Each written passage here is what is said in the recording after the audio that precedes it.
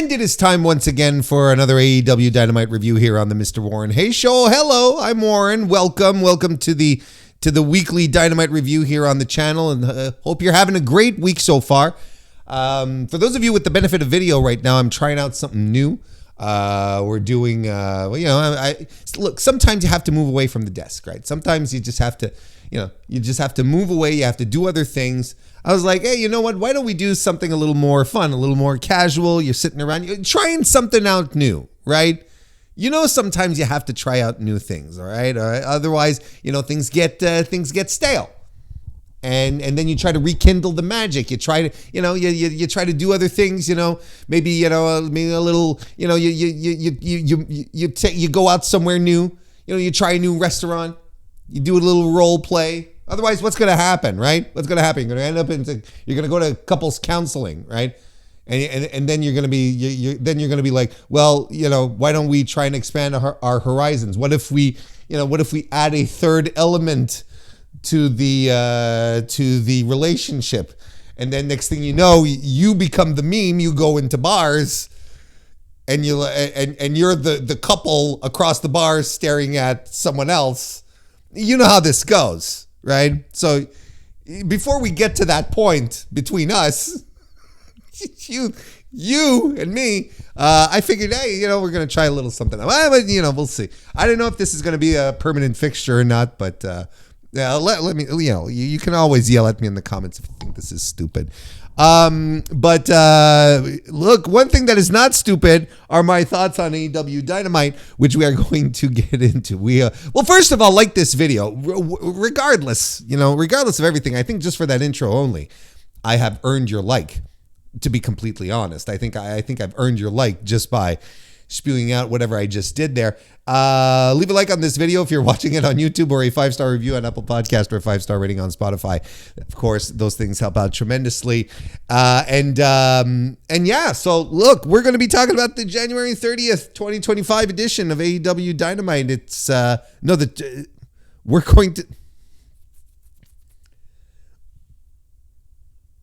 We're going to be talking about the January 29th edition, 2025, of course, of AEW Dynamite. I record the next day, so this is Thursday. It's the 30th. This wonderful edition of Dynamite took place in Huntsville, Alabama, yes, with an H, at the Propst Arena at Van Braun Center. 2,134 people, or at least tickets, were distributed, I should say, for the show. The setup was for 2,403. The last time that AEW came to this very venue was just about a year ago, 2024, on February 28. 3,413 people were in attendance. So yeah, that's a significant drop. There's not many ways that you can spin that as a positive, quite frankly. Look, I said a few weeks ago that I wouldn't spend my time going over AEW's attendance woes week after week, because it's the same bloody thing. It's the same record, but we keep a record of this. It's the same bloody record, but we keep a record. It's two types of records. It's not the same type of record. When a broken record, or a record that skips, there's still music. There's something entertaining there. You can even make something with a judiciously placed defect on your vinyl. It can create a very interesting listening experience when a certain part keeps skipping back and plays over and over and over again. You know what I'm talking about? Whereas a record, as in data, well, that gets pretty boring very easily. I am off on these weird tangents today. I don't know if it's sitting in the armchair that's doing this, or is this, or I always I often go off on tangents. Don't get me wrong, but I feel like I'm on a roll today. That might not be a good thing. The point being is that a couple of weeks ago I said that I wouldn't go over the attendance woes, the reasons as to why and how this is supposed to get better. But it's still interesting to keep an eye on, and we have to record these, and we have to keep an eye on this because attendance is one of the primary factors in determining as to whether or not your product is hot to begin with, whether you have consumer confidence. Like, these things are very important to keep an eye on. Now, I think today was the pre-sale for Dynasty, so we'll keep an eye on that. But like, here's the things, like AEW pay-per-views always do well as far as attendance goes. There's maybe not as crazy as they once did, where you'd have to buy your tickets on day one if you ever wanted to have an inkling, an opportunity to see AEW live. Like, that's not the case anymore. So yeah, so maybe not as great, but still good. Like, their pay-per-views draw very well because the pay-per-views are the indication that consumer confidence, or at least the ticket buyer confidence, is still very high. AEW pay-per-views are still sought after, so that's significant. It's really the TV. It's the week-to-week television that is an issue. So we'll leave it at that for now. So this show, okay. So when we think about things that are flat, all right, we think about, pancakes, plates to put the pancakes on. We think of motor vehicle tire in disrepair, or a bicycle. We think about the earth, stuff that is naturally just flat, that comes to mind.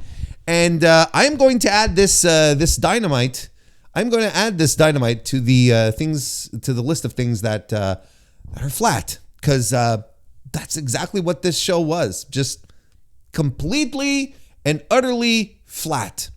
And it's a shame, I think, that this show was flat, because I feel like the audience was really on AEW's side. Like, the live crowd was really into the show. Like, they were super excited to get themselves some AEW right now, or at that moment. I thought they were a really good crowd, super hot, which I feel got dead by the end, to the point that even Taz pointed out during commentary that the audience wasn't as hot.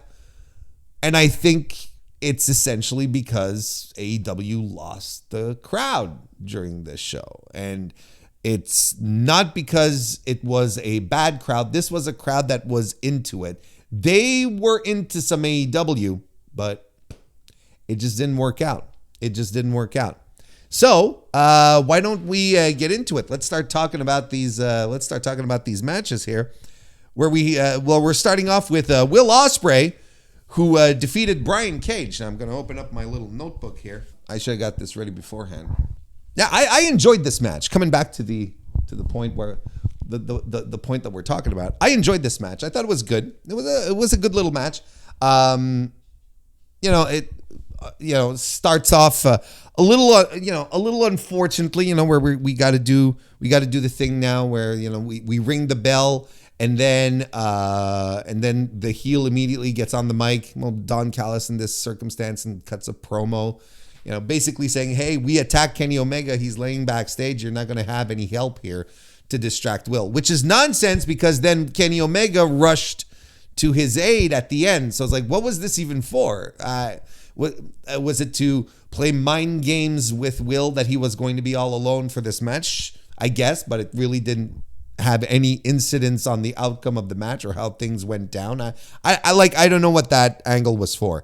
There's this incredible spot where Brian Cage catches Will Ospreay, who's already on the verge of doing something cool, right? They're on the floor, and Ospreay, he's running, and then he leaps onto the barricade, then turns himself around, and he's about to do something really cool, and he throws himself at Brian Cage off the barricade, and Brian Cage catches him in a suplex headlock, right? And Will's feet don't even touch the ground. Like, Cage literally catches him, and then lifts him up into the suplex position, walks around the ring, goes to suplex him right in front of commentary. And at some point, like even Cage is like, oh, he's starting to drop him, but no, he lifts him back up, and I'm like, holy shit, like this. I don't know. I like Brian Cage. What do you want from me? So that was really cool. Will Ospreay, of course, does some cool moves. He does the Sasuke special. Brian Cage does the outside in suplex as well. And then and Brian Cage just pummels him, power bombs him. There's some interference by Lance Archer that unfortunately doesn't quite work out. Will is able to get the upper hand and hits the Styles Clash for the finish. So I like this idea that the Styles Clash is part of Will's offense, but manages to win matches, right? It's like, look, I think a lot of us pro wrestling fans always bring up the Blue Thunder Bomb, right? As an example of a move that is sort of like a transition into, that's sort of a transition into a finishing sequence, or at least that sort of comes across as a finisher, but it never finishes a match, right? Like Sami Zayn does it a lot over in WWE. And, commentary loses their mind. The Blue Thunder Bomb, but Sami never puts anyone away with the Blue Thunder Bomb. Konosuke Takeshita in AEW does the exact same thing. He's got the Blue Thunder Bomb in his arsenal, and he hits it, and his is like, it's tremendous, like, because the boy is huge. He's throwing you up in the air, spinning you around, and you're like, there you go. This should finish the match, but it doesn't. It doesn't finish the match. Make the Blue Thunder Bomb special is if sometimes, on occasion, if only sometimes and on occasion, Konosuke would, or even Sami Zayn for that matter, could finish a match using a Blue Thunder Bomb. Then you're like, oh, it hits. It has the possibility to end the match. Will doesn't end most of his matches with the Styles Clash, but for some of the under guys, like, guys who are clearly not in the same lane, like Brian Cage, it works. It's a good finisher for him to use to finish him off, which is cool. So when he pulls it out and uses it, there's always this aura around Ospreay using the Styles Clash that's like, well, the match could end here. The match could come to an end. So that's a good thing. I enjoy that kind of stuff. So the Styles Clash puts Cage away. I enjoyed the match. Like, if I were to slap a rating on it, it was 3.25. I think Brian Cage wasn't in top form. I thought he was a little sloppy at times. There's some moments where he's waiting for attacks and he just looks goofy. You're like, he shouldn't do that. Like, anyway, like, it's fine. When I say it's fine, it's like it's not that big a deal. 3.25 star match for me. Then after the match, Archer and Cage start beating him down. Kenny Omega then, like I said, runs in for the save, which brings out Takeshita and Fletcher, who then go after the numbers game, right? Then they go after Omega and the numbers game, and Takeshita and Fletcher both do a bastard driver and a pile driver on Kenny Omega and Will Ospreay, respectively, if my memory is correct. And the Callis family stands tall. So this is in continuation to build for Grand Prix Australia Grand Prix, the Grand Prix in Australia. AEW, Grand Slam. It's I know it's like, it's not Grand Prix. Grand Prix is the CMLL thing. Not CMLL. Grand Slam Australia. AEW Grand Slam. I'm just going to give up now. But yeah, do we know when can we watch Grand Slam? I think so, right? It's like I don't even know. Like, I'm not even getting into that. I don't know what's going on. Not a lot of people know what's going on. I would even argue that there's a lot of people in AEW who don't know what's going on with Australian Grand Slam. The Grand Slam in Australia. That's the Australian Slam.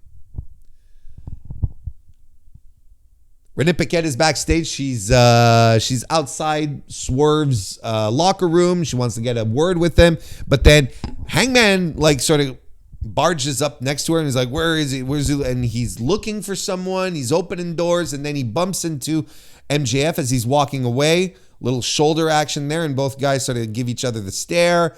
And then MJF, he sort of talks to himself. Who is this guy? What is he trying to do? And then Renee, making the best out of the bad situation, since she's not talking to Swerve, she's not talking to Hangman, might as well talk to MJF, right? She says, "Hey, what's up, Max?" That's not what she says, but essentially that's what it is. Max is basically excited at the idea of Jeff Jarrett fighting Claudio Castagnoli, whom he calls a half man, half horse. MJF calls Claudio Castagnoli a half man, half horse. I was not aware that Claudio was a centaur, so this is news to me. I never seen it. It just didn't come across to me as such. Good on him for concealing it. Good for him. And, basically setting up that he's going to interfere in some way or another, right? That's essentially what it is. Powerhouse Hobbs cuts a promo. He says that he wasn't cleared to travel to Dynamite, but when he's cleared, he's coming after Big Bill. This is off the heels of their match that they had on Collision this past weekend, which was a lot of fun. It was a fun match. And I think Fightful put out a report saying that Hobbs was indeed not medically cleared to wrestle. He did fly in. He was on location. They pretended he wasn't. They set it up as if he wasn't. But he wasn't cleared. Apparently some of the stitches that he took. I don't know why I looked at the microphone like that. I was kind of worried for a second. There's a little blue light there. There's a little LED here that says, "Hey, everything's working fine." So I don't know why I got worried. But he was indeed not cleared to fight because something about the stitches that he had, due to the brawl that he had with Big Bill, weren't completely healed, something to that effect, and it did change plans around. And a lot of people are saying, "Oh, well, that changed. It changed a lot of plans, so that's why this Dynamite was a little flat." And I can't believe that just because Powerhouse Hobbs couldn't hit his one segment for Dynamite, that the entire show suffered. I'm sorry, folks. I can't buy into that one. I at some point, it's okay to just say my promotion of preference just didn't deliver tonight. And look at the collision that we're talking about it now, but look at the collision from this past Saturday. That was a good show. I ended up watching it because I heard a lot of good things, and I was like, because there's a lot of weeks that I skip Collision or that I catch up to just like on events, but I sat down through the whole thing, and that was a good wrestling show. And the week before that was another good wrestling show as well. It looks like Collision's on a bit of a roll, and now look at all this stuff that they announced for Collision this week. I was like, right down to the Mid-South Brawl, which I thought was hilarious, coming from Mid-South Tony, right? Is Collision back? Is Collision back truly for the sickos? Is this what we're trying to do here? Is it back for the wrestling fans and Dynamite is whatever shape it's in? And slowly but surely Collision becomes the A show? Because these collisions have been pretty good. They've been pretty good. And there's a good balance of people. You don't feel the quote unquote roster split.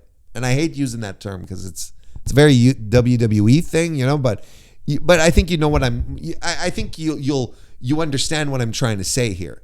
You don't feel that delineation. How about that? But in the locker room, in regards to people who work one show and don't the other. Now it feels a lot more fluid.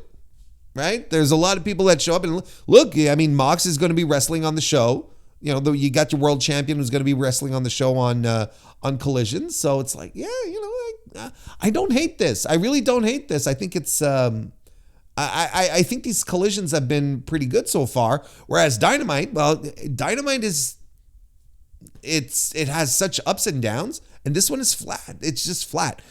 It's like really, really flat. We're going to get into, this is the part where we start getting into stuff that just like, the show starts to drone, and there's nothing then outside of the main event. And I think, yeah, like outside of this, the opener, not even the main event, outside of the opener, there's really nothing else that happened in this show that makes you that got the blood pumping, right? I thought the angle to open the show was good. I thought the match was pretty good. Not a 4-star classic by any chance, by any stretch of the imagination, but nonetheless, we're on our way. We're nonetheless, it started off the show well, but then everything just flatlined. A couple of things here and there, but nothing to bring it back. So speaking of all of that, Claudio Castagnoli defeated Jeff Jarrett. This is a big old meh on my part. This is a mediocre match. I don't know how else this was supposed to go. Absolutely hated the finish. Cannot understand why it took 3 men to take down a 57-year-old man. Makes no sense to me at all. If Jon Moxley truly was above fighting Jeff Jarrett, he should have just let his boys do the thing, right? And just a perfunctory, run-of-the-mill wrestling match that really didn't have all that much heat. And I don't know who thought that this Jeff Jarrett run for the World Championship would suddenly become like this thing that people would rally behind.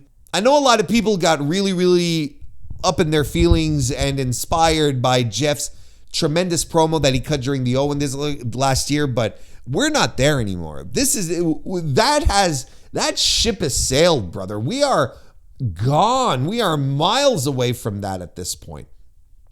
And I had said it last year that if this turns into a Jeff Jarrett push, I'll be mad. But people wanted Jeff Jarrett to fight the Hangman at All In in London, right? All out, all in London. And I was like, what? Why do you? No, you don't want this. Trust me, you don't. You don't want this. And look, I think I'm beating a dead horse on this one, but nonetheless, Jeff Jarrett in AEW worked because the spot he was given was perfect.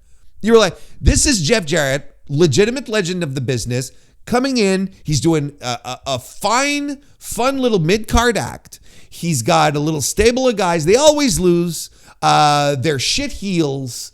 They're super annoying, and they're perfect. They're perfect for the role of putting mid-card baby faces over, like just spot on, right?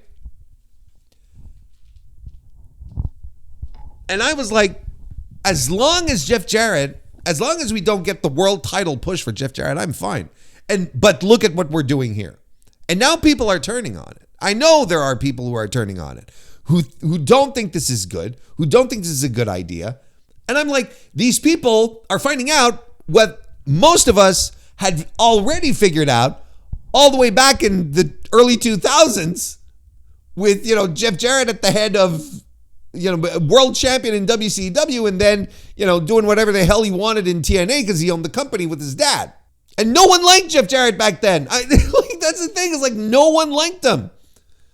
So now I think we're treading dangerously down that path. Now, I would assume that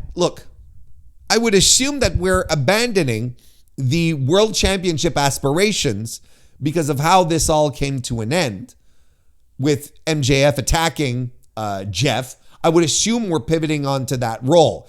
And I actually think that this is a better spot for Jeff. And I think this is going to be a really fun feud for Max. I think MJF is going to be quite entertaining as long as we all stop talking about, fucking each other's wives and prostitutes. Then I think we'll be on the right path. But this is something that MJF can definitely sink his teeth into. Or it might be something that they're just setting up for the Sydney show, not the Sydney show, the Melbourne show, the Australia show. And we'll never, and then we're done. And then we'll never touch this again.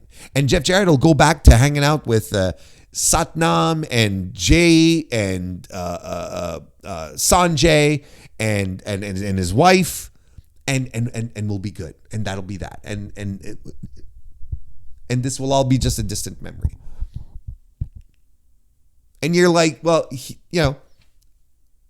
can't even squeeze enough juice out of Claudio to make this match good. Like there's no reason for this, and there was no reason for this to go 10 minutes. Why did this have to go 10 minutes? Like I especially with the finish. I hated the finish. I absolutely hated the finish. Like I said, no reason for 3 men to be taking down Jeff Jarrett. See, he's not Brock Lesnar. It's Jeff Jarrett.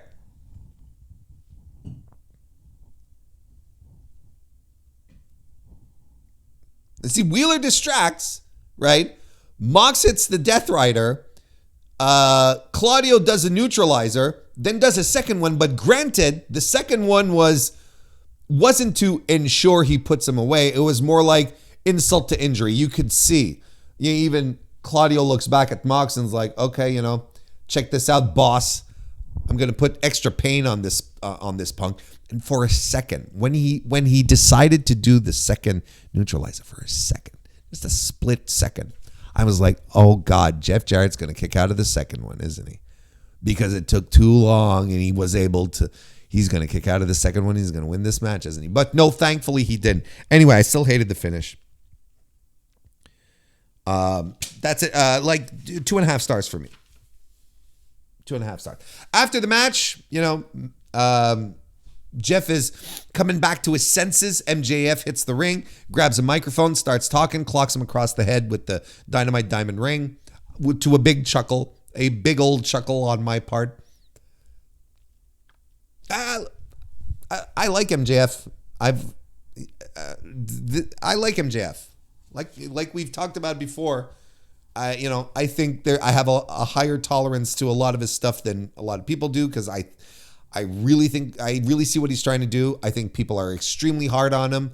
Like MJF is one of these wrestlers that people analyze under a microscope and look for all the itty bitty little things that annoy them and just like emphasize it tremendously. I really do, because MJF is a fantastic pro wrestler. Like skill wise, he hangs with everyone.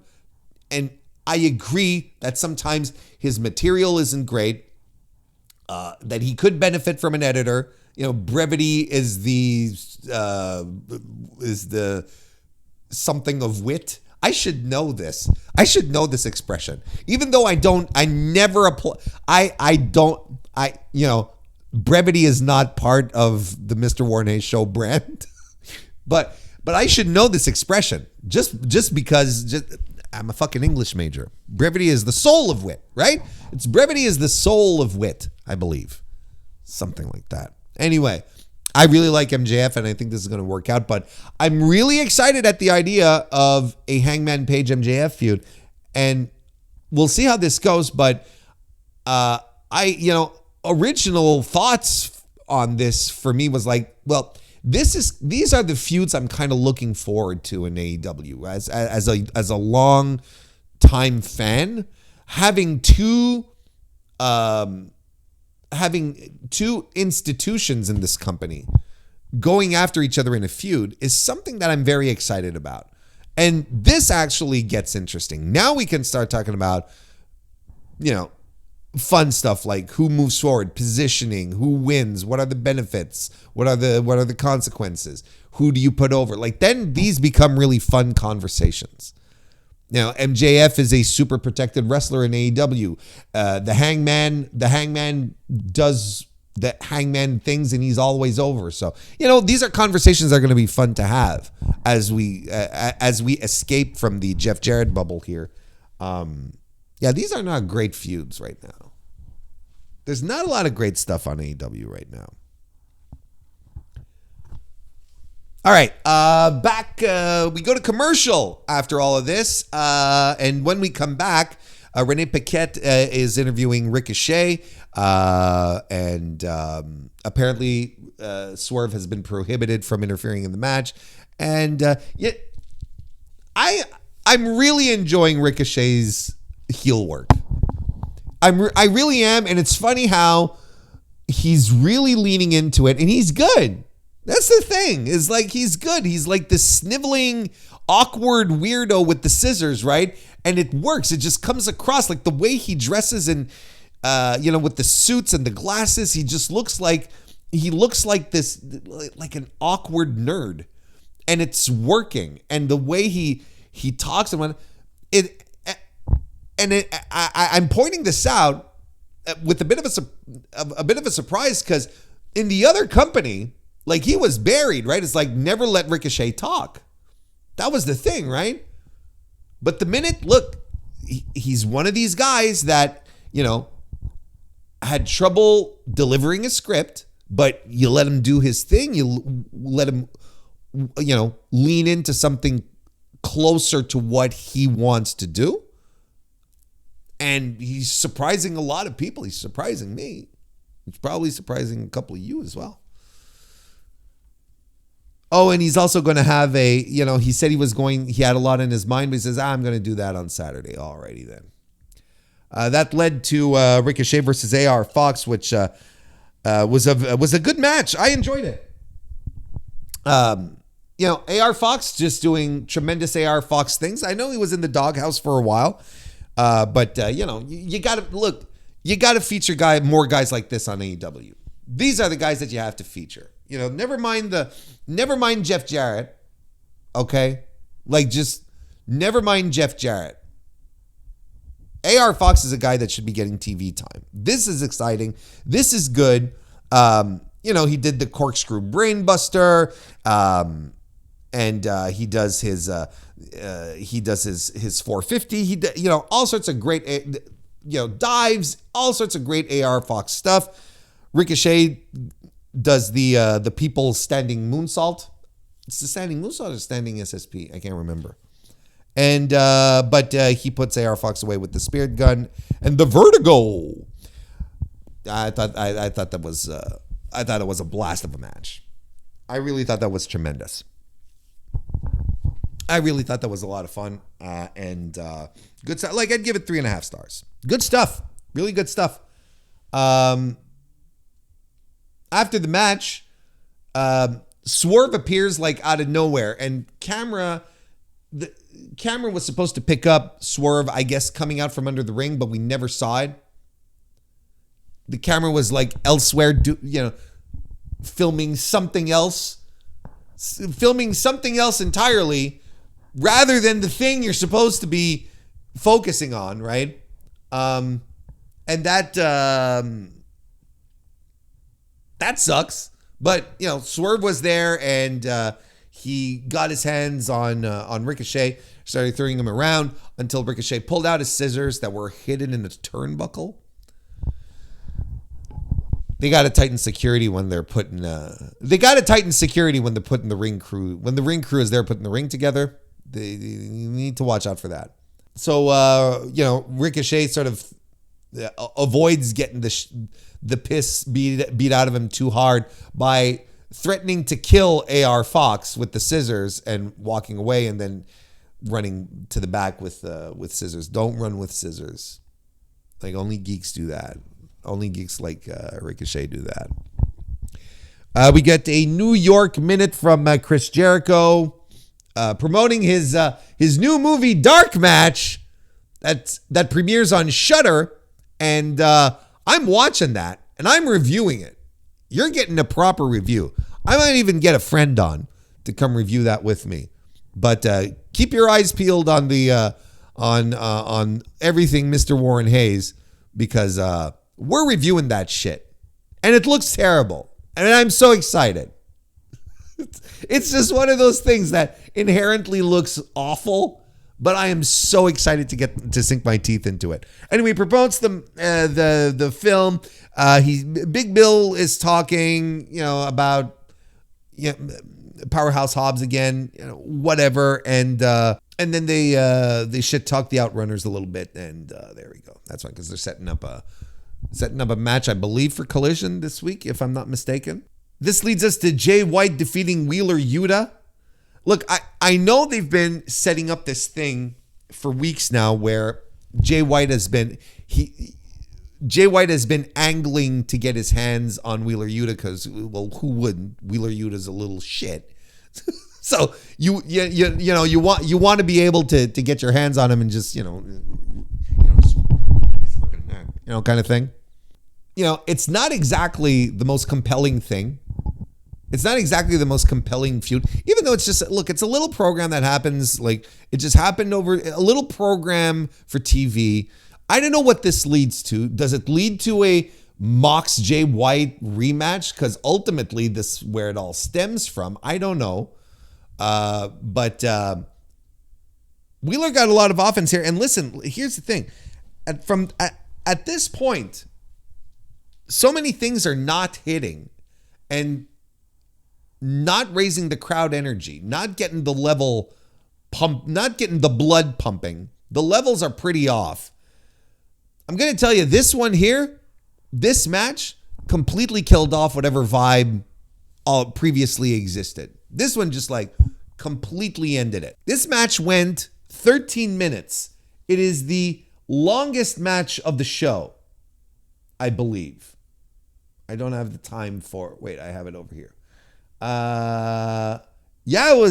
was longer than Ospreay versus Cage. It just went on forever, and it had no heat. Why? There's multiple reasons why. One of them being the Death Riders angle isn't hot.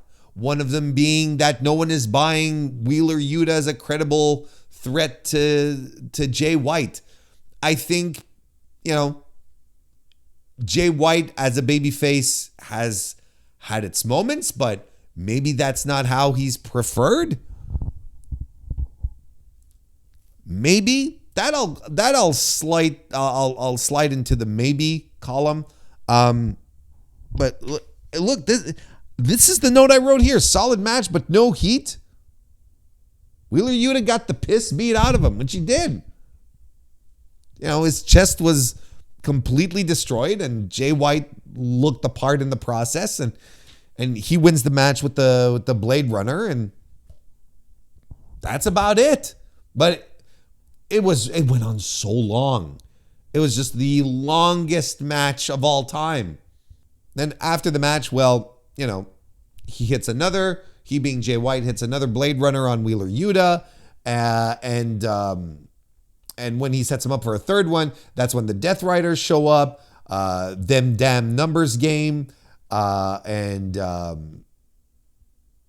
they put the boots to old Jay right up until Rated FTR come in for the save, which, I don't, they come out to they run out to the Adam Copeland theme, so people get excited about that, but anyway, this is where FTR challenge the Death Riders to a Mid-South street fight on Collision. Because, last week they being the Death Riders tried to end Ricky Morton's life. And now Dennis Condrey of the Midnights is somewhere in the building. So, I'm going to honor these guys, and we're going to do the Mid-South thing. So, yeah, I still think it's funny that we have in the same company a team that fashions itself as, a revival of good old-fashioned tag team wrestling, the old ways of doing things, and takes it seriously. And you have another team which is an actual parody of wrestlers of tag team wrestlers back in the 80s. running around in the same promotion, and they seem to be friends on top of that. So I kind of think that's funny. So yeah, I mean, the old gentleman's 3 on this match, because the work was solid. There's nothing wrong with the match here. It was good, but I mean, this match was dead, and I think it effectively got the crowd out of the show. From this point forward, I don't think there was any coming back. Now we get into this strip, and if you wanted to just make sure that your crowd was like completely DOA, not on arrival because they've already arrived, just DO, dead on. No, that are just dead. Okay. If you wanted to make sure that your crowd was absolutely dead, you fire off this sequence of stuff. Mariah May coming out to do an interview on stage, calling Huntsville, essentially. And she talks about Toni Storm, and, you wanted to play a role, so on and so forth, and, all that, whatever. Play Toni Storm all you want. The ending stays the same. I'm champion. I'll say one thing. I think that Mariah May's promos have been improving as time has been moving on, but we're getting towards the end of a reign, right? It feels like we're getting towards the end of a reign here. We're reaching the point where her cutting great promos as champion is no longer going to matter. And that's kind of a shame, because I think she's been growing into the character. I think she's found some footing. Like, she's no Rowdy Roddy Piper, don't get me wrong, but she has been improving. Her promos have better direction. She doesn't feel like as lost or as contrived as she was early on in the whole post attack on Toni Storm.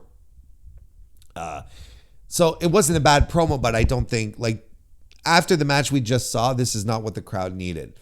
Then we get a vignette for the Guns, who are coming back. Good little vignette. And I'm sitting, look, I'll tell you one thing. If I'm sitting there watching my television and I see a vignette for the Guns, and I'm like, oh, thank God the Guns are coming back. That's the state of AEW in 2025. I mean, I'm legitimate. Look, they were injured. It wasn't, things didn't go their way. I'm glad they're back. Don't get me wrong, right? I can't say that enough. I want pro wrestlers to have long, healthy careers, come back from injuries. That's important. But, it's the Guns. And here I am getting excited. For the return of the Guns on AEW Dynamite.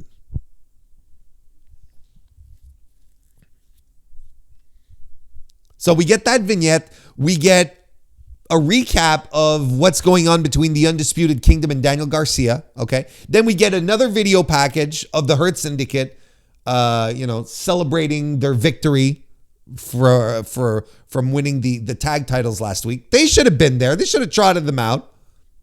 That would have been a thing.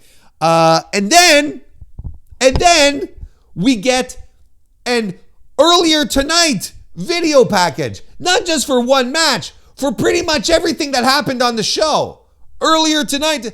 And I'm screaming. I'm like, why are you doing this? We're in the final quarter hour. Why are you doing a earlier tonight when we're just about ready to move on to the main event and end the show? Makes no sense. I mean, it's egregious that they do it in the first place. And they recap everything. And then after that, and then you think, oh, we're done. Let's move on to something else. No! You're wrong.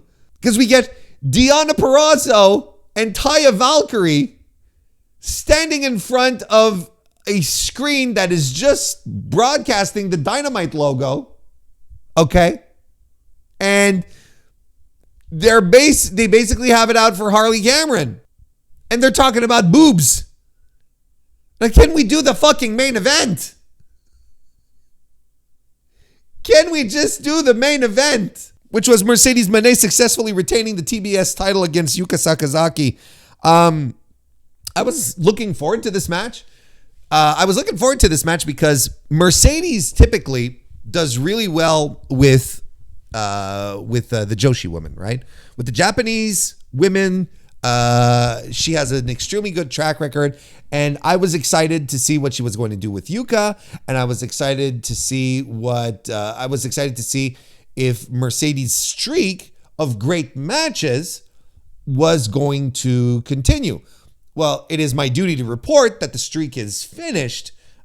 This was a fine match, but definitely not on the level of great matches that Mercedes had been delivering since late fall, or just the fall, where every time she'd have a match, whether it be in AEW or New Japan, it'd just be something spectacular. And it starts off very interestingly, where Yuka establishes that she's done her homework. She's watched some tape. She knows what Mercedes is up to. Shows she has answers to a whole bunch of offense and moves and stuff. Mercedes gets in control with a Meteora off the apron. Yuka tries to do a springboard at some point. She can't, she doesn't bounce off. It doesn't work. Everyone goes, and Taz goes, come on, you can do it. Kind of thing. It's like, all right. Mercedes hits the three amigos and a superplex by Yuka, who also avoids the moneymaker and lands her, spinning hammerlock slam. I don't know what it's called exactly, if it has a name. Backstabber into the bank. Into the statement maker. I still want to call it the bank statement. Into the statement maker by Mercedes, a spider German by Yuka, and but it is the money maker that puts Yuka away and gets the win. I gave this 3 stars. I thought it was very underwhelming, but solid enough. The solid parts were solid, and I think there still might be something there. Man, I like Yuka. I really do. I don't know what it is when she gets in front of the American audiences or the American cameras. Something missing, and you can't pin this on Mercedes. Mercedes has too much of a track record of working really great matches with the Japanese girls. Like She even got a great match out of Mina, who Mina's good and all, right? But you don't associate great professional wrestling matches with Mina Shirakawa, right? Which is something you maybe a little more, you do a little more with Mercedes Mone as opposed to that.